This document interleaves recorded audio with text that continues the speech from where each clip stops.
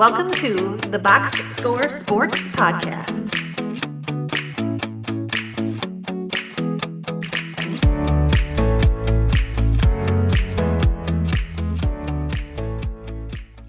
Welcome back, everybody, to the Box Score Sports Podcast YouTube channel. I'm your host, Ryan. On today's clip, we are going to talk about for Anthony Simons and 2 second-round picks going to the Boston Celtics for Jrue Holiday. I'm going to give you my quick thoughts and grades on the trade.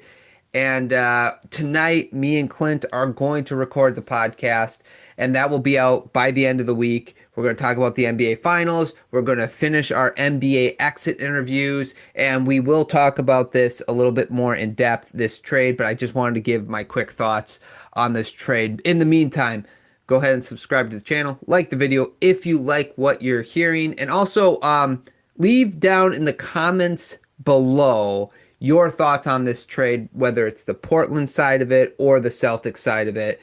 And is he where he's going to be to start the season? Let us know in the comments down below. So real quickly, let's just look at the Blazers side of the trade. And again, the trade was for Anthony Simons, 2 second-round picks for Jrue Holiday. That's the trade, okay? Let's start with this. I didn't like this trade for the Blazers. I really didn't. I thought that the trade was so we did our exit interview for the Blazers, and I did want them to clear the runway for Scoot, for Sharp, for Klingon. So I'm not against trading for Anthony Simons. What I am against is I don't like the fact that he was traded for so, I don't want to say so little, but very, very much so little. I don't understand how the Blazers had to give up picks in this trade. Okay, so because of that, and I'm going to explain why real briefly, I'm giving the Blazers a D-.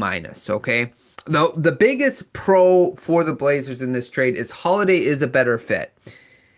If you want Sharp and Henderson to handle the ball more, to have more minutes, Holiday is a better fit because he can play on the court with Sharp and Scoot Henderson, and he doesn't need the ball to be effective. This is one of the best things about Jrue Holiday. Now, they could also take Holiday and flip him to a veteran team that may want to win now and get assets for him. So this trade may not be done for the Blazers. So take the grade kind of with a grain of salt because it's going to be fluid at this point. But I don't understand why they have to give up picks. Simons is younger, cheaper, and on a shorter deal. So even though that Holiday is a better fit, everything else is pro Simons. So I don't know why the Blazers would do this trade with the Celtics, right? Holiday has 3 years, player option at the end of for the third year of $37 million. He's getting paid 32. Simons, 1 year, $27 million. He's an expiring contract. You're doing the Celtics a huge favor because now you're helping them to get below that second apron, which is their goal. They still have a couple moves to make, but that's their goal, to get below the second apron. Now they have a $27 million expiring contract, so either they can keep Simons and let him test the free agency market next year after the year's done, or they can now move Simons and actually get the assets that I think Simons is actually worth to a team that might be willing to pay him a little more, maybe extend him. I don't think Boston's going to extend him, but I think they could use his services for a year while Tatum is recovering from an injury and might not be back next year. Maybe he will. We don't know. But it just, even though Simons is Holiday's a better fit for the Blazer, Simons' usage percentage was 24%. Holiday's usage percentage last year was 15%, just to give you an idea of the ball handling, how much Holiday needs the ball. Everything else was pro for Anthony Simons in this trade. Younger, cheaper, expiring contract. So D- for the Blazers. Now for the Celtics, I give them a B+, A-. I'm leaning towards A-. Last year, Simons had a down year.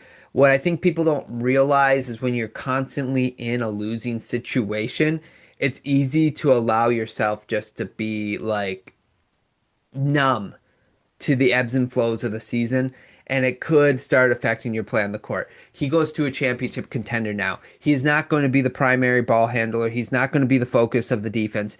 Now he's got White, Brown, Porzingis. If everything stays the same, I don't think it will stay the same, but at least Brown and White. You have Pritchard.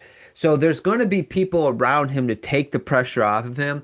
I think he averaged, 20 points last year. He could probably average like 22 on a team. He's going to replace some of Jason Tatum's offense. He can score the basketball, especially from the three-point line. He did shoot, I think, 36% last year, which is not normal. He's usually closer to 40%, and I expect him to get up there again. Again, for the Celtics, younger, cheaper contract, expiring contract. And they get 2 second-round picks out of it as well. So for the Celtics, I think this was a win. I think they'll probably, either direction they go, if they keep him, he's going to help their offense.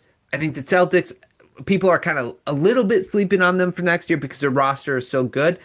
But Simons can help them keep in the playoff contention throughout the season, or they can flip him for more assets. Either way, it's a win-win for the Celtics. Again, didn't like it for the Blazers. Okay, guys, that's all I have. Those are my concise, coherent thoughts. Probably not very coherent, sorry. Let me know your thoughts in the comments down below. Subscribe to the channel, like the video. Thanks so much for watching, and I will talk to you guys real soon. Thanks so much for watching this clip of the Box Score Sports Podcast. I hope you guys enjoyed. If you haven't yet, please subscribe to our channel. Follow us on Instagram and Twitter or X. And we'll talk to you guys real soon. See ya.